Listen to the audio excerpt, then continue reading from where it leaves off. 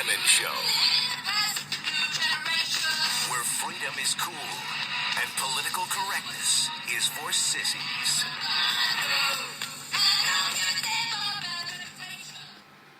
And that is me. That's Val Emmons, and welcome to the Val Emmons Show tonight. It is November 12th, and we have a lot to talk about, including Bill Clinton says the president should honor his statement to allow those that have lost their plans to be able to keep them. Let's listen to what former President Clinton had to say to ois.com. It's a small media outlet, but I think it's very interesting that President Clinton, well, you just listen for yourself. So I personally believe, even if it takes a change in the law, the president should honor the commitment the federal government made to those people and let them keep what they got. Okay. Bill Clinton, the president should honor his commitment. Okay, there's probably only a couple of ways we can do that. We can repeal the Patient Protection and Affordable Care Act, or we could probably make an amendment to the Patient Protection and Affordable Care Act on those 10 essential benefits, because that is the key. And I'm telling you right now, they never, ever came out and said, Sebelius is to blame, she approved this plan, or Obama, he's the one that put these 10 essential benefits in here. But I want to read this. The White House responded to Bill Clinton's statement today, saying, of course, Jay Carney, which, God, I can't stand that douche. The White House Press Secretary Jay Carney, according to The Blaze, responded Tuesday to former President Bill Clinton's assertion that the Obama administration should honor the commitment to ensure no one loses their current health insurance plan under the Affordable Care Act. The president has tasked his team with looking at a range of options, as he said, to make sure nobody is put in a position where their plans have to be canceled and can't afford a better plan, even though they like to have a better plan. Carney told these reporters during the White House press briefing. Clinton said in an interview published Tuesday, "I personally believe, even if it takes a change to the law, the president should honor the commitment to federal government made to those people and let them keep what they got." Obama pledged on 36 different occasions, I played some of those for you yesterday, 26 times before he signed the law, that no one will lose their health insurance under the Affordable Care Act. That's turned out to be a lie, as we all knew it would be. And news reports have shown that millions of people lost. And you know what? Yesterday, I played for you the little clip of Obama talking about how only 5% of Americans are been affected by this. That's 15,400,000 people, folks. That's not just a small increment. And Jay Carney tries to play that, too. He said, "You heard the president address this very issue in his interview last week," referring to the NBC News interview where Obama gave a partial apology for those being dropped, says The Blaze. "I think it's important to note that President Clinton in the interview also said, and I quote, 'The big lesson is what we are better off with this law than without it.'" I don't think so. I beg to differ, Mr. Clinton. Carney also sought to minimize the problem, saying those who bought their plans on the individual market and are losing it will likely qualify for a better plan. He said it was only a small percentage who would lose their insurance. That's that 5% they're talking about, okay? Now, let's just remember that the percentage of Americans who are without health insurance is 15%. And if you think 5% is a minuscule amount, 15% is not far behind. So we have sent our whole country in an uproar over this Patient Protection and Affordable Care Act, over 15%, when you don't even think 5% is enough to be concerned with. For the universe of people, that smaller group of people, with that 5%, the fact that they got a cancellation notice because of the fact that they purchased a plan within the last couple of years that did not meet the minimum standards. Those minimum standards, those 10 essential benefits. And I'm going to look those up for you here in a second, because I want you to understand, again, I'm going to keep doing this until folks understand the changes that took place that require a man to have maternity coverage. If you're a guy, Bob, are you going to have a baby anytime soon? This is not to cover your wife. This is to cover you getting pregnant, if that should ever happen. I mean, are they working on something we don't know about in the White House? Are men going to be able to have babies and they're just going to eliminate the females altogether? Oh, women, there's a war on women. Anyway, so let's see. So if your plan got canceled It's because it didn't meet the minimum standards, and they're facing challenges in terms of affordability. The president has asked his team to look at ways to address the problem. Pressed later if this meant the president is open to changing the law, Carney stated opposition to a House Republican-backed measure, but was unclear about a Senate proposal that has Democratic support. Carney did say the administration opposed House legislation allowing anyone to keep their current health care plan, sponsored by Representative Fred Upton out of Michigan, chairman of the House Energy and Commerce Committee. The Upton bill allows insurers to sell 2013 plans in 2014 to anyone. It does not just continue 2013 plans in 2014 for those enrolled in them. Carney said, the problem I just described would create a problem for insurers that are selling plans that meet the basic standards and allows insurers to sell those 2013 plans that either charge you double or put caps on benefits or do a number of things that make those plans insufficient when it comes to basic coverage and sell them to any takers. And obviously, if the coverage is substandard, they would obviously be able to undersell those plans and undermine the basic premise of the Affordable Care Act. Carney said he did not have all the information on a similar Senate bill with Democratic support from Mary Landrieu, our favorite Louisiana senator. Broadly speaking, that would apply to the Upton legislation. Broadly speaking, we do not see that as fixing the problem. We see that as throwing the baby out with the bathwater. Well, let's throw that damn baby out then. I'm sorry, I figure speech. Throw it out. Throw it out. And, so if this Upton plan did pass, you know what? Go Fred Upton for at least trying to do something. But you know what? What if Bob got pregnant on that plan that didn't cover his maternity? What? He would be out. The taxpayers would be out having to help Bob with his pregnancy. We wouldn't want that, would we? And Bob, make sure you don't get knocked up if this passes. We don't want you to get knocked up because taxpayers didn't want to have to pay for a male to have a baby. Go ahead and get your contraceptives, too. Go get your birth controls, Bob. Your birth control pills. You can't get any of those with these plans that you had that you wanted to keep. This is so ignorant. I'm just trying to point out how ignorant it is. Let's see. So,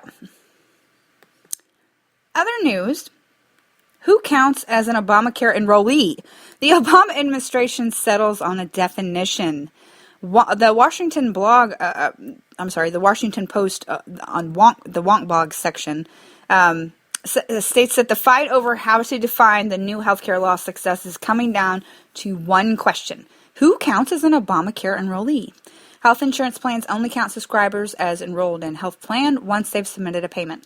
That is when the carrier sends out a member card and begins paying doctor bills. When the Obama administration releases healthcare law enrollment figures late this week, though it will use more expansive definition. But we saw that coming, didn't we, folks? The Obama administration is going to count people who have purchased a plan, okay, as well as those who have a plan sitting in their online shopping cart but have not yet paid. That's like me going out to Amazon.com, putting a bunch of crap in my shopping cart, and Amazon counting that in their shares when their profits rose to stakeholders. Are you freaking kidding me? Even though I may never buy the stuff. Okay? That's like me putting $1,000 worth of stuff in Amazon.com shopping basket and them counting it against profits. Wow, they just, did these folks not take core curriculum? Did they not know how to, no wonder they're trying to push this on folks, because nobody knows how to freaking add in the administration. So I guess they figure if they can't add, then nobody else can either. Sorry, we know how to add. And that's not how you do basic math. The disparity in the numbers is likely to further inflame the political fight over the Affordable Care Act. Each side could choose a number to make the case that the health law is making progress or failing miserably. Let's just pull a number out of the air, Let's add all the... Okay, I know how we can... Okay, each person has 2 arms and 2 legs. Let's count each limb as someone who's enrolled. That's what we're going to see next. Oh, jeez. On Monday, the Wall Street Journal, citing anonymous sources, said insurance companies have received about 50,000 private health plan enrollments through healthcare.gov. Even combined with the state tallies, the figure falls far short of the 500,000 signups. The administration initially predicted for both private signups and those opting for expansions on Medicaid. In recent weeks, administration officials warned that the enrollment figures for October would be low. Given the tumultuous launch of the healthcare website, the administration plans to use this count of enrollees because that's where their interaction with the healthcare.gov site ends. The administration official said insurance plans, rather than the federal government, are responsible for collecting the first month's premiums. The shopping cart on healthcare.gov only contains space for one health plan, meaning the consumer must have gotten far enough to settle on a specific option. No, they got far enough to realize the prices were jacked up and they couldn't afford it, so they just paid the damn fine. Addressing the Wall Street Journal's report, Health and Human Services spokeswoman Joanne Peters said, "We cannot confirm these numbers. More generally, we have always anticipated that the initial enrollment numbers would be low and increase over time. The problems with the website will cause the numbers to be lower than initially anticipated." No. Okay, because if people really wanted this stuff, there is a form they can fill out. They can go get it through an insurance provider as well, and they can help them. What did we do before we had internet? Seriously, so if the internet failed, would the Obama administration just shut down and not work appropriately? Because that's what's going on with this healthcare.gov site. So are you putting all your eggs in the hopes that the internet will just rescue you? States that so far have released enrollment data also tend to use the wider definition. The 14 states running their own insurance marketplace have reported 49,000 enrollments in public health insurance plans. According to an analysis released Monday by consulting firm Avalier Health, they have also enrolled many thousands more into the Medicaid program, which the healthcare law expanded. So a lot of these folks that were anticipating to go into the exchanges have realized that they qualify for Medicare. Yep, that's right, folks. Their coverage is free, paid for by taxpayers. No subsidies, just completely free. And so they're not even going to be counted in that pool of people. They're just going to be on Medicaid. The idea that people are going to do layaway purchasing 3 months out goes against the American way. Rhode Island Exchange Director Christine Ferguson said in late September, shortly before the health laws roll out. Different definitions of enrollment lead to vastly different estimations of who will gain coverage under the Affordable Care Act. In the District of Columbia, for example, health insurance programs reported signing up 5 people during the health laws first month. 5 freaking people! Did they have to pull them in from off the street? Did they give them cigarettes to come in and enroll like they did to get them to vote? Wow. But the city's exchange, DC HealthLink, estimated that 321 people in the district have dropped a specific health insurance plan into their shopping cart. Of course, 164 have requested an invoice for their first month's premium from the insurance carrier. 164 people? All right, well, that's 164 out of 48 million? Go figure. We recognize that most people do not have a luxury of paying for coverage in October, months before the bill is due. Exchange spokesman Richard Sorian said Friday, "I hope that all consumers here in the district remember that they have until December 15th to finalize their selection by paying their first month's premium in order to have coverage on January 1st. You got to pay it 2 weeks, you still don't get coverage for 2 weeks. And then it goes into effect on January 1st. Anywho, I'm sick of Obama talk. Let's move on. Okay, let me ask this question because The Atlantic put out this article today, and this is the first thing I saw this morning, and it just had me all day long. Should food stamps buy soda? The problem with increasing health-oriented restrictions on what can be purchased with food stamps. Let's see. In McAllen, Texas, Blanca Salas, a woman in McAllen, Texas, stretches her $430 a month in food stamp benefits. Are you crapping me? $430 a month in food stamps to feed herself and her 5 children. I feed 4 people on about $400 a month of my own money. I'm just saying. This is supposed to be like supplemental. Supplemental. It's not supposed to be stretched. It's supposed to be supplemental. That means it's a subsidy on your food for your house. That means only a partial amount of your food money is food stamps. Everyone keeps misunderstanding this. This is to subsidize That's a lot of freaking subsidy. $430 a month to subsidize your food bill? How many times do they eat out? Is what I want to wonder. I mean, that's not what I want to wonder. It's what I do wonder. How many of these people do you go out and sit next to in a restaurant? They're just living it up. Actually get food stamps. Just curious. I'd like to ask some of them because I mean, I'm not going to be. Okay, I'm not going to judge. I'm just saying. Just saying. Okay. Yeah. Chili's on a Friday night. Anyway, just saying. As the Washington Post reported this weekend, the entire family is developing diabetes and other health problems. Okay? Obesity and diabetes are growing in places like Hidalgo County, even though food budgets are increasingly meager. Many of the reactions perhaps expectantly linked to poverty and ignorance. The reason food stamp recipients are obese and unhealthy has nothing to do with the amount of food stamps they receive, one commenter wrote. It is far more to do with the ignorance of the healthy diet and being too lazy to actually cook healthy meals. I'll buy that.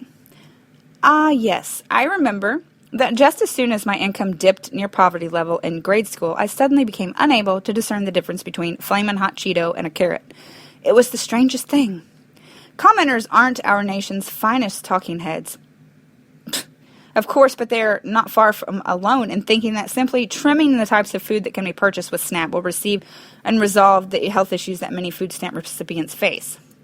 Rather than, say, suggesting not cutting benefits in the first place or creating incentives for food stamp, recipients who buy more produce, the conversation still frequently reverts to what beneficiaries shouldn't be buying. The problem is the rhetoric is often tinged with the implication that SNAP recipients are being reckless or ignorant as they attempt to stretch their meager food budget. All right, you know what? I'll give you that. Some folks do. Some folks do attempt to stretch their meager food budgets. All right? But I've been behind people in the grocery store. They don't care about what they're buying. They buy. I was behind a woman buying lobsters one day with her iPhone and her nails did, okay? I was going to give her the benefit of the doubt. I was thinking, no, don't think that. Don't think that, because she's not paying with food stamps. Don't think that. I turned around, there's the EBT card. And I was like, my gut, and to tell me that people don't do this, her bill, she had like 4 different things, and it was $65. A bag of lobsters, people, fresh lobsters from Kroger. I was waiting on my son, who was the checker at the time, or I would have went off on her and embarrassed her. But I didn't want my son to lose his job. So I didn't say anything. But I should have followed her out in the parking lot and seen what kind of car she drove. Because have you ever noticed that when you see those, have you ever seen those little booths lined up where they're giving away the free Obama phones? Every freaking car in that parking lot's brand new, and every person in the damn line is obese. But you want me to buy your cell phone now too. Anywho, that's another story for another day. It's rare a lawmaker argues that government regulations, which limit individuals' options, actually grant people more choices. Okay?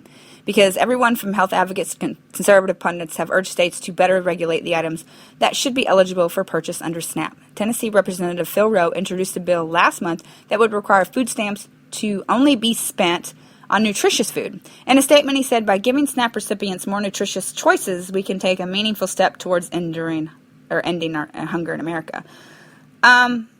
Yeah, because this is our money. This is taxpayer dollars. This is not just your money that you go out and work for.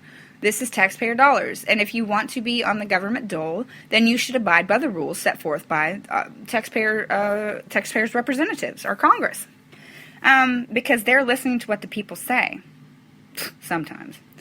Anyway, Justin Danoff from the National Center for Public Policy Research explained to NPR Michael Martin that he supported prohibiting food stamp soda purchases, even though he opposes similar action on a wider scale. I think Mayor Bloomberg's efforts in New York City to limit soda size was wrong because he was limiting that for everyone. And then parentheses, this article says, everybody, not just poor people. Oh my God. So now this guy's saying that conservatives are attacking poor people. That's not the freaking case. I drink water every day. There is no reason why you can't drink water if you're on food stamps. I'm not on food stamps and I still drink water. I don't drink soda. No one can dispute that soda is not nutritious, and food stamp recipients might be better off if they bought less of it. But the no soda debate just distracts from some of the major obstacles that SNAP participants now face. 1/6 of the country, or 47 million Americans, currently rely on food stamps to eat. Their monthly food budgets have been cut by about 5%, or $36 for a family of 4 starting this month. Here's a quote from Ingrid Mock, who says she can no longer afford to buy coffee. Well, if I can't afford to buy coffee, then I don't drink coffee, right? Okay, anyway, let's hear this. I try to get most of the things my daughter eats, but I can hold the hunger. Because I can hold the hunger. Let's start over. I try to get the most of the things that my daughter eats because I can hold the hunger. I'm an adult, but she cannot, she told the New York Times. They don't understand when there's no food in the fridge. And I get that. I've been poor. My kids have ate ramen noodles for dinner. Let me tell you, more than one occasion. They know how to be poor and they'll survive. That's the thing. They'll survive when others won't. Nearly 6 million families without cars live in food deserts, areas where the grocery stores are more than half a mile away. Some of the subjects of the Post story said they'd have to drive 10 or 15 miles to reach one, so they rely on bodegas and other mini-marts that often lack canned, let alone fresh produce. Yeah, and because of food stamps in the area, I guarantee you they jack the prices up, and that's why it's expensive for people that don't have food stamps as well. Yeah, like a gallon of milk should be $6. Well, it's because they know that most of the people in those areas are on the government take. And not because they want to be, it's because there's probably just no jobs in the area. Because I get that. I'm from a rural town called Walnut Ridge, Arkansas. Yeah. Shout out to Walnut Ridge. So meanwhile, the cost of soft drinks has fallen in recent decades compared to the prices of fresh vegetables, dairy, and meat. Buying one less bottle of Coke might still not add up to one extra head of lettuce. What? 99 cents at Kroger for lettuce, 99 cents at Kroger for a bottle of Coke. Okay, this is where this story starts going stupid. There's no clear evidence that food stamps contributes to obesity for most of the program's participants. All right, I want you to look at the next person you see in line that's paying with food stamps and tell me if they're obese or not. My son, who worked at Kroger, can attest that most of them are not slender. I'm just going to say. Anywho, there's no clear evidence, blah, blah, blah, blah, blah. Anyway, for most of the program's participants, or that limiting what people on food stamps could eat would induce them to lose weight. We also don't know how much people on food stamps spend on different types of products, because the U.S. government won't release the data. You know why they won't release the data? I'm going to tell you at the end of the story, okay? Because we're going to talk about that. We have enough time, and we're going to talk about that, because I think it's very interesting. So furthermore, what is unhealthy, gummy bears or the baguette dunked in a mug of olive oil that I've been known to devour on days when I don't feel like cooking? A Yoplait yogurt contains almost as sugar as Simply sized soft drink. Can policymakers successfully determine whether the viscosity of high-calorie yet nutritionally dense Odwalla smoothies qualifies them as a beverage? In 2012 poll, 46% of SNAP recipients say they oppose soda being removed from SNAP-eligible purchases, but nearly half of them said they'd support such a move if they were granted extra money for healthy purchases. Yeah, give me extra money, I'll go without the soda. Banning soda or other sugary foods might ultimately be the right public health move, but the trick to doing so will be to avoid making it harder for SNAP recipients to get by on an increasing tiny pot of money. So basically what these folks are trying to say that is soda's cheap. That's why people buy it. Have you bought a 12-pack of soda lately? Was it like $7? That's not cheap. With a 24-pack of water is what? $2.49 sometimes at Kroger?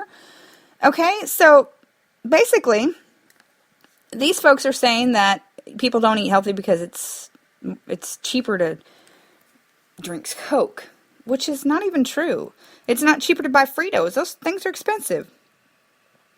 You know, and so I just think one of the biggest reasons, and this is my comment on my Facebook page. You can go to www.facebook.com/Val Emmons and add me, and you can keep up with everything that I post during the day. So the thing I said is, wow, whoever wrote this article must be working for the lobbyists for Coca-Cola. Coke and lettuce are not even the same category. People don't realize why we will not limit what we buy with our tax dollars, aka SNAP. The FDA won't, as they say we cannot discern what is healthy and what is not, and that's bull. They've been lobbied. Do you have any idea the amount of money companies such as Coke and Pepsi or Frito-Lay, Hostess, etc. stand to lose if SNAP recipients only are allowed to buy healthy food?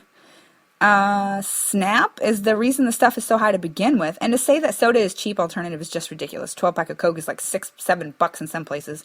And like I said, I don't find a problem with drinking water because I drink water all the time. But anyway, if these folks, like I said, Coca-Cola, Frito, if they're left out in the cold, they stand to lose huge amount of profits if they are not, if people aren't allowed to buy stuff with their SNAP cards. Think about that. That is a huge amount of profit. And so there was other concerns that I have, because I think that if you're on food stamps, and since it is supposed to be temporary, I have to work for those tax dollars that go into SNAP. So why shouldn't recipients not have to work for, the free dollars they receive every month? I mean, if you're going to get $300 a month, and that's 40 hours of work a month, you should have to perform. Then maybe folks would just sit at home and watch Jerry Springer all day, and then get out and learn a skill. And then, people were getting mad at me because I posted this on Facebook. Oh, you've got to join the conversation on my Facebook page, because it gets rather... Woo! Anyway, so, so I just think that it should be treated like credit also. So, like, say I'm getting food stamps, and because I'm down on my luck. It's a temporary assistance. It's not, you're not supposed to live on food stamps, okay? So, if I'm getting food stamps for a brief period of time while I get back up on my feet again, I should have to sign an agreement either that during the time I'm getting food stamps, I go and I volunteer at a community, shelter or wherever. Or when I get back on my feet, I pay it back in cash or in kind, which means also volunteer. Because sometimes people are working, and going to school, etc. And I think if you're going to school, you should get a free pass as long as you're attending and making good grades. And I think that's just the way it is. Because, look, I was on food stamps and I went to school and, I bought macaroni and cheese and hot dogs to feed my 2 kids because I was working 40 hours a week at one job and 30 hours a week at another. I was going to school 15 hours a week and studying 30 hours a week. And I made B's and A's. I was busting my butt. So to say that you can't do it, that's just baloney, because anything is possible if you put your mind to it.